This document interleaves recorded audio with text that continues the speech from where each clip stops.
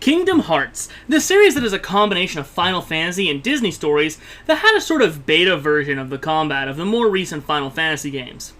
With new installments bringing something new to spice up the combat, such as cards making up your entire moveset, summoning spirits to help you in combat, different forms based off of what actions you've made in combat, or tapping, sliding, and using medals to borrow power from other characters. And there's even a rhythm game coming up soon. But of course, we're talking about the game that started it all in this video, so let's get started by introducing the characters. You play as Sora, the Keyblade Master, as he goes through Disney worlds looking for his friends from his home that was taken over by darkness. His friends are Kairi, who will spend 99% of the game unconscious, and Riku, who becomes edgy after learning Sora has gotten new friends, and then helps the most obviously evil person in history, Maleficent. Along with Sora on his adventure are Donald and Goofy, who are looking for King Mickey and listening to his instructions to follow the Keyblade. There are some other notable characters, such as Squall from Final Fantasy VIII, but the guilt of being unable to protect his homeworld has caused him to go by Leon. Yuffie, Aerith, and Cloud from Final Fantasy VII are also here. Aerith and Yuffie help the main cast by giving them hints on how to continue their adventure, and Cloud tries to kill them in the Colosseum. Along with them, you have this game's version of Sid, who is an item shop owner / gummy ship merchant.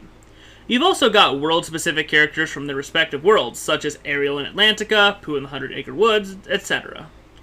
The main villains of this game are Disney villains, such as Maleficent, Captain Hook, Oogie Boogie, etc., and their main plan is to kidnap the 7 Princesses of Heart.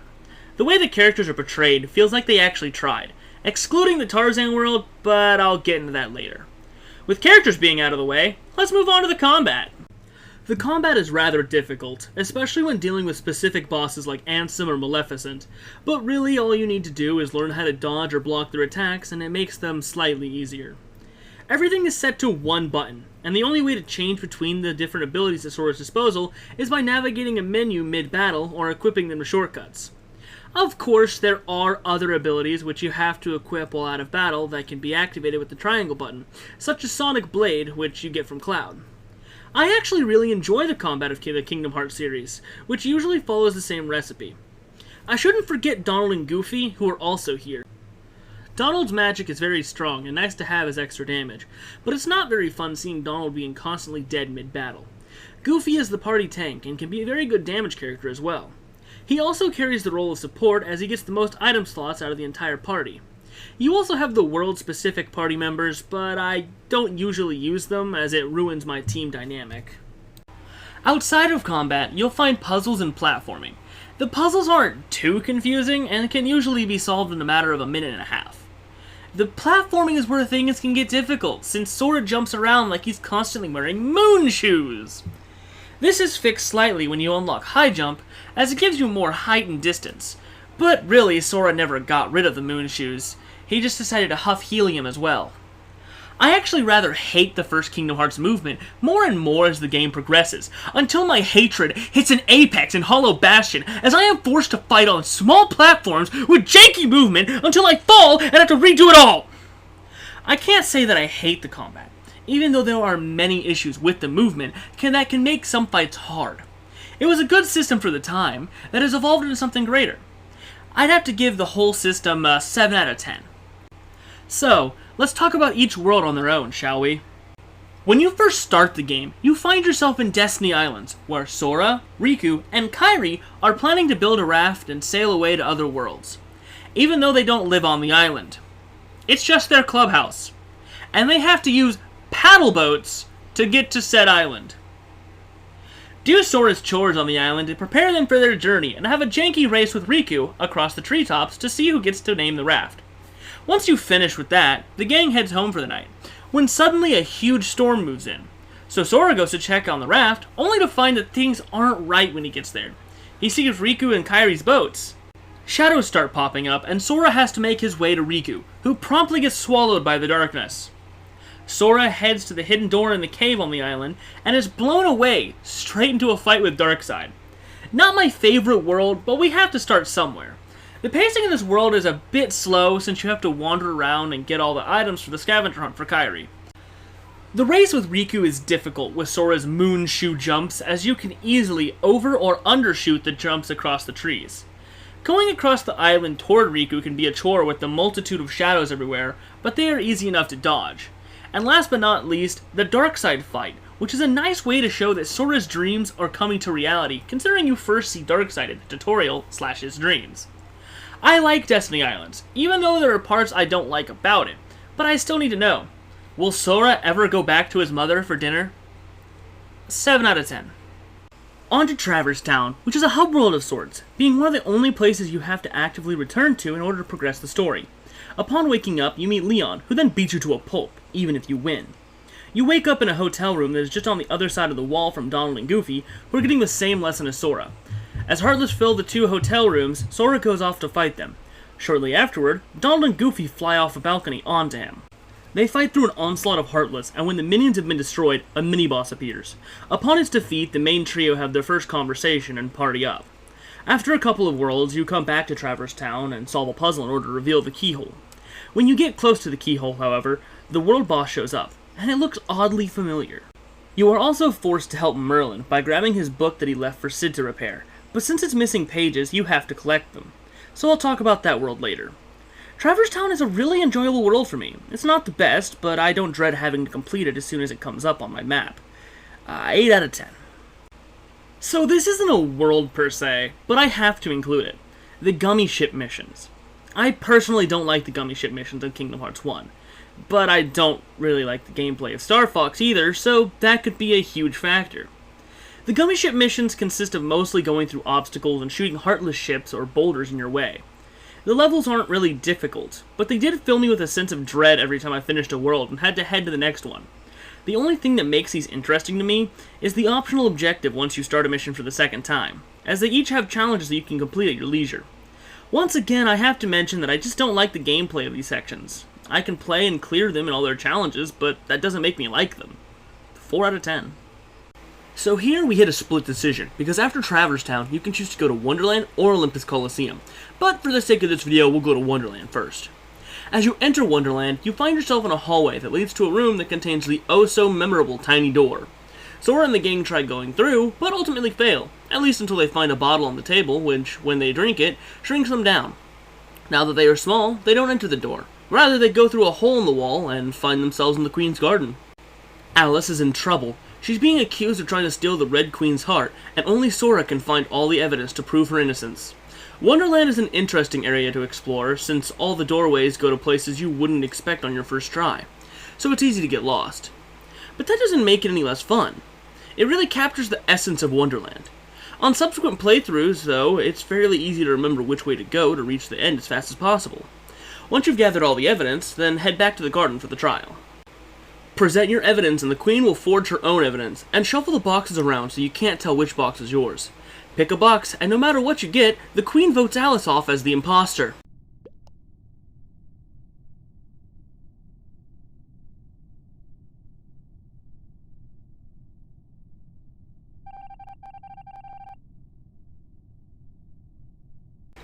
She has her guards lift Alice's cage so Sora can't rescue her, but there is a major flaw with that idea.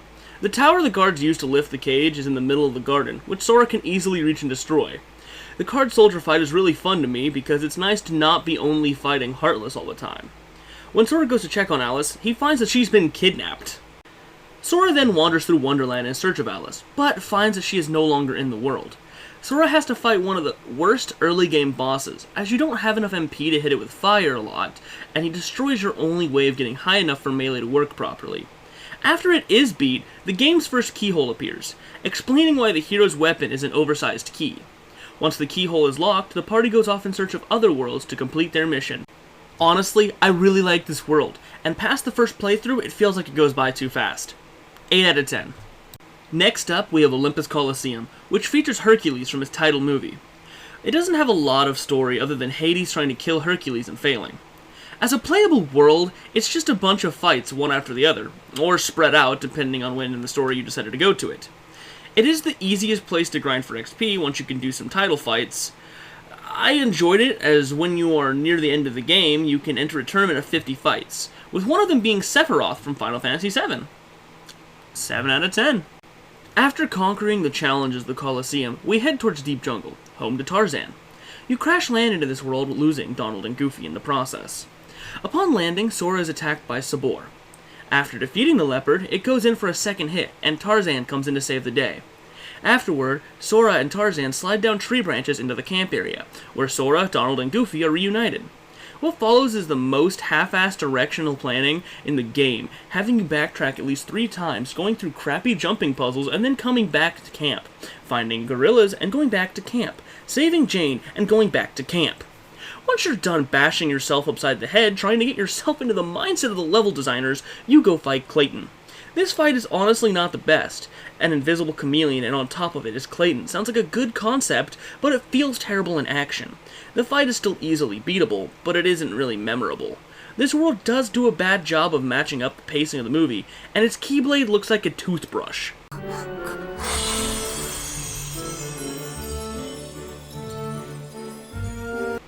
3 out of 10. With Toothbrush in hand, we head to Agrabah, where we now have to defeat some Heartless to make Princess Jasmine leave her hiding place. Next, you go to Aladdin's house and find the magic carpet pinned under a pot. Once you free it, it heads to the desert. Once you enter the desert, the flying carpet takes you to Aladdin, who has no reason for going to the Cave of Wonders since Jafar never tricked him into going here. Aladdin then uses his first wish to defeat the Heartless around the area. Heading back to Agrabah, you find Jafar is still trying to kidnap Jasmine. Aladdin uses his second wish to save her, but the lamp is immediately stolen and Jasmine is dropped into a pot, which is also a Heartless. Time to fight the pot centipede, which will hurt you heavily with its head and tail.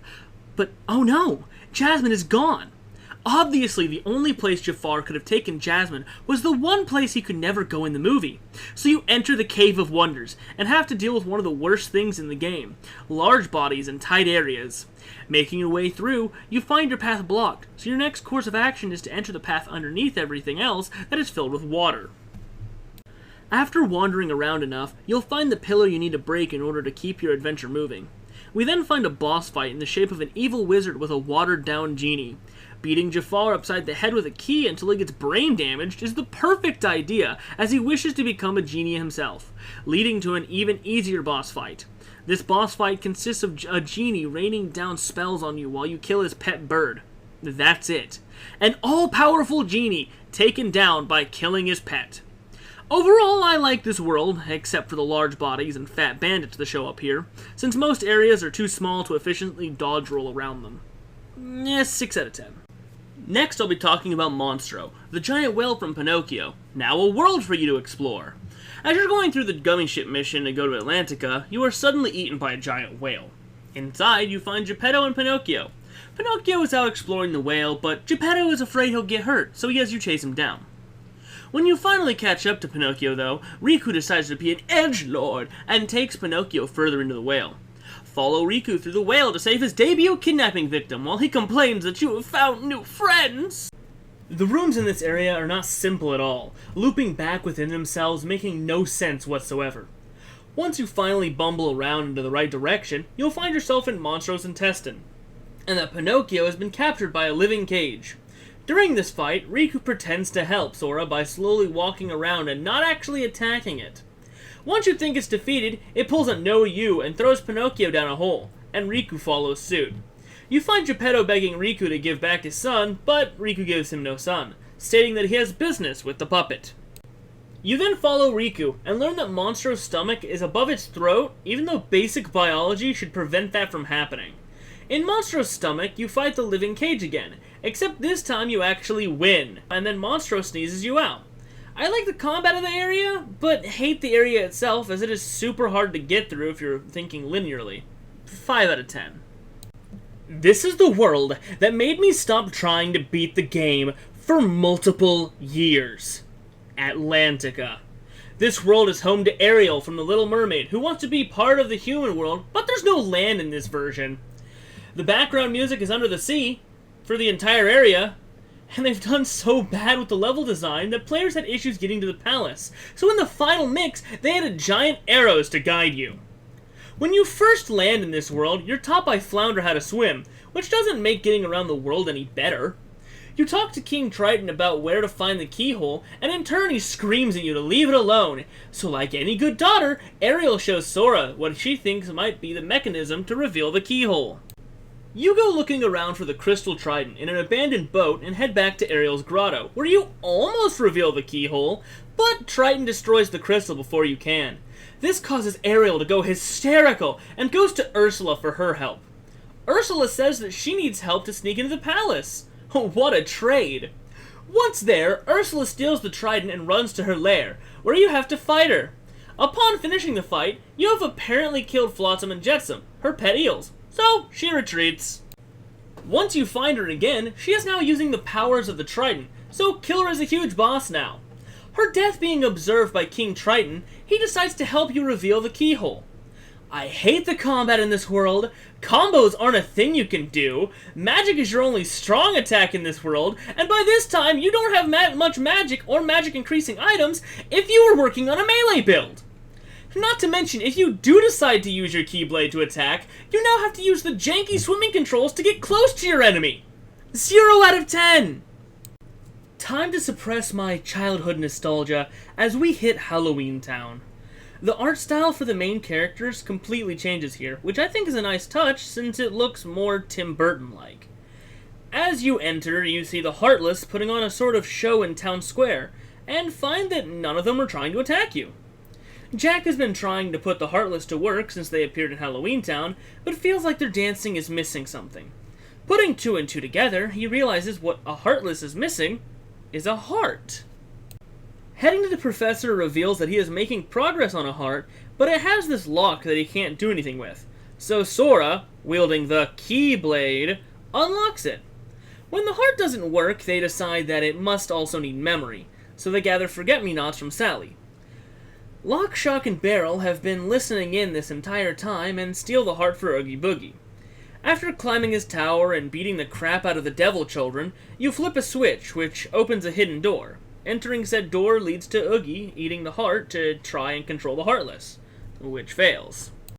Beat the crap out of him and rip him up like in the movie. Your job is done now, right? Wrong. Fight House Oogie by popping his evil-filled pimples. Now you're done. The combat of this world is just like other worlds, nothing really special here, except for the White Knights. The story isn't the best, and the way you progress in it is terrible, but I do have to give it bonus points for the main trio's costumes and art style change. 9 out of 10. Here we go! That's right, we're off to Neverland with our next world. You find yourself on the deck of Captain Hook's ship, with Riku still having his temper tantrum about Sora having a duck and dog as friends. Riku reveals that he found Kairi. Oh yeah, she is a character. And then drops Sora into the brig. While down there, you meet up with Peter Pan and Tinkerbell and strike a deal to help Peter Pan find Wendy. Wandering around for long enough grants you a cutscene of you finding Wendy and Kairi, but pirates take them to another room shortly after you find them. Following after the girls results in one of the worst fights in the game, the Shadow Sora fight. This fight sucks because you're only able to get a few hits in before it sinks into the floor and wails on you, killing your allies faster than anything. Once you limp away from the fight, you find Wendy and Peter goes off to get her medical attention or something. I don't know, she's knocked out and Pan wants to help her, so let him, I guess. Sora is forced to walk the plank, and as he almost gets eaten, he learns how to completely fly, not just glide, but only in Neverland. The mechanics of fighting after Sora learns to fly is much like Atlantica's combat, but something about it feels so much better. Oh yeah, not having to deal with crappy swimming mechanics as well. Clearing out the Heartless brings Captain Hook back out and you fight him. Not too hard of a fight, but still some challenge to it. Once you beat Captain Hook, you head to London and set Big Ben's clock right on one of its faces to reveal the keyhole. This world isn't terrible. I've never been a big Peter Pan fan, but I still like this world as it is. 7 out of 10. Ever wanted to raid Maleficent's castle like the FBI? Now you can! Welcome to Hollow Bastion, now infested with a Keyblade wielder and his friends. Once you land, you see Riku talking down to the Beast, wondering how he got to the castle. To which the Beast replies that he just believed he could make it there. Riku beats the Beast in a one-on-one duel, and Sora steps in to stop him. To which Riku says, "No you," and takes the Keyblade for his own. Donald and Goofy suddenly remember that Mickey gave them a mission to follow the Keyblade wielder, and leaves Sora alone with the Beast at the entrance.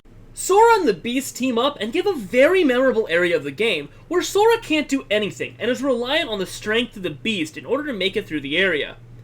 Unless you made a mage build, then have fun, I guess. Riku and Sora meet up again, and Riku is ready to beat Sora down into the dust like a bug, but he wasn't expecting one thing. Sora brought an Uno reverse card. Just kidding. What actually happens is Donald and Goofy swoop in to save Sora from being absolutely murdered by Riku. Riku taunts Sora, "How will he fight with no weapon?" Sora starts a lecture about how his friends are his power, that they strengthen his heart, that they will help him through all hardships. The Keyblade, in hysterics after this show of affection, returns to Sora, and help him beat the crap out of Riku. In order to follow Riku, you have to complete one of my favorite parts of the game, doing 4 very specific tasks to get pieces to unlock a door. You then need to go through different hallways and find your way to the top of the tower. Instead of Riku on the other side, however, is Maleficent, who opts to fight you to get you out of her way once and for all. This fight can be annoying at first, but once you learn to wail on her when she's stationary and stun lock her to being stuck on the ground, all you have to worry about is her most powerful attack: meteors in a straight line. Upon beating her in this form, she powers up like a shonen character and changes into a dragon. Smack her face until she goes for a fire breath attack, then run behind her and onto her back and keep hitting her. Bam, done. Or so I've heard. This strategy does not work for me, and I kind of just have to improvise. So, find your own way, I guess? After erasing Maleficent's existence, and yes, Sora really just killed her, as they reveal in Kingdom Hearts 2, you find Riku. But it's not really Riku, because he's been possessed. Well, either way, it's time for another boss fight. This fight is interesting since it's a 1v1 duel, but it sucks because the enemy gets to teleport and charge thrust at you, and there is very little you can do except roll or dodge with almost perfect timing. The boss drops his weapon, which is a Keyblade of Darkness that has the ability to free a person's heart. Since that boss told Sora before the fight that Kairi's heart rests inside him, he decides to use it on himself to release said heart. This also causes Sora to turn into a Heartless. Kairi, Donald, and Goofy all run back to the entrance of Hollow Bastion with the Heartless Sora in pursuit. Sora cuts them off, and Donald starts hitting him on the head instead of killing him with magic because... why? Kairi can sense that the Heartless is Sora and restores his heart, which with what the series has taught us to this day, should be impossible. After Sora is back to being himself, the group goes back to Traverse Town to get some rest before the upcoming trials. After resting, they head back to Hollow Bastion and go all the way back to where Sora turned himself into a Heartless. The Princesses of Heart have been working on keeping the darkness at bay with their heart powers, I guess? When Sora enters to seal the keyhole, he is dragged in and has to fight a behemoth, which is a very easy fight. Climb up its back and hit a torn. That's literally it. So, after that, Sora finally closes the keyhole, which you would think would be the end of the game. But no, it's not. This world is definitely very well made, except for the area outside the front door where you can easily fall while activating the elevator and have to refight through everything. I enjoyed the combat of the different bosses, even though some of their moves were absolute bull. On my first playthrough, I thought this world was going to be the last one in the game, since it gives you multiple boss fights and has you seal the keyhole to darkness. But of course, they had to explain who had possessed Riku and bring in the first bit of confusion as to what Kingdom Hearts really is. 8 out of 10. I would talk about the 100 Acre Wood here. You know, the world that was inside the book from Merlin's Quest earlier. But I don't even consider it a world, as it's just a collection of minigames with no real bearing on the story. As I demonstrated in my stream by doing literally nothing for it and still completing the game. I didn't even collect any of the pages, even on accident. So last of all, we have the world aptly titled The End of the World. This world introduces so many new enemies that you have to fight, and most of them are annoying about halfway through. But then there's the room right before the boss, where you have to survive an unholy onslaught of them for so long that no matter how many items you have on Donald and Goofy, they're going to be unconscious by the end of it. This world is supposed to represent what is left of the worlds that have been taken over by the darkness, and it is quite interesting. Most of the landscape in the first area is invisible, until you start fighting the Heartless. Then there is some decor from various worlds they've taken. Once through the invisible maze room, you make it through this strange vertical hellscape, and at the bottom find a hole to fall through, sending you into a fight with Chernobog. So, looking back through the recordings, I realized I was wrong. After the vertical hellscape, you go through an area of terminals that takes you to worlds that Sora had been through in his adventure, and once completing all of those, a hole would open up, and then you could fight Chernobog. After beating the demon, you fall into the room I mentioned earlier. Once you survive the onslaught, you find your last save area and a door. On the other side of the door is Destiny Island, which is disappearing. Riku appears again on the broken beach, and Sora runs to him, only to find that it is the possessed Riku, and the possessor shows his true form, revealing Ansem. Ansem fights Sora with his totally not a person stand, and gets knocked into the island, forcing Sora into a 1v1 and summoning a dark side, then fighting Sora himself again. After that fight, he sends Sora to the Shadow Realm, where he has to fight Ansem as a giant ship and save his friends in the process. Finally, after releasing his friends from the darkness, he has awakened Ansem, but he is too late to stop Kingdom Hearts, which in this game is a door. Ansem believes that Kingdom Hearts will bring about unstoppable darkness, but when it opens, it shoots out a light so pure that Ansem evaporates. Looking through the door shows the Realm of Darkness, which Sora is keen to close, but the main trio is too weak to close it on their own. Luckily for them, Mickey and the real Riku show up from inside the Realm of Darkness and help them close the door. Were you confused as to why Mickey had no shirt? Don't worry, I'll talk a little bit about that when I get to the Birth by Sleep Point 2 fragmentary passage video. After closing the door, you get a much better graphic cutscene with Kairi being on Destiny Island, as it is being reconstructed and put back in its rightful place, with Sora and Kairi vowing to meet up at a later date. This world isn't super fun, but it isn't supposed to be. It's all about how this is the final world, the final battle. It's supposed to be a struggle, and I love that. It's a solid ending that has spawned so many other games that only exist because Nomura wanted to close the glaring plot hole of the various games. 9 out of 10. And that was Kingdom Hearts, a game that has touched so many, and impacted so many people's childhoods. Obviously, it wasn't a perfect game, but perfection is relative. I really enjoy it, and am happy that I've been able to experience this weird amalgamation of Disney and Final Fantasy. I have gone back through and played the title multiple times, and always catch something that I didn't before. However, the ratings shown throughout the video weren't just for show. That is how I'm rating the full experience. So based off of that, the game gets 6 out of 10 Keyblade variations. Thank you guys for watching. Please like and subscribe. I'm sorry this video took so long to make. I just had so many issues with writing the script, with medical issues, getting depressed at some points, trying to get over that depression, and then just schedules not working up in the slightest. I am currently working through college, so I can blame some of my time on that, but a lot of it I really can't. It was just me losing all motivation.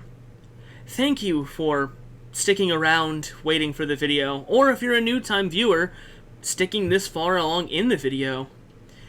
I really worked hard on this, and I hope that showed.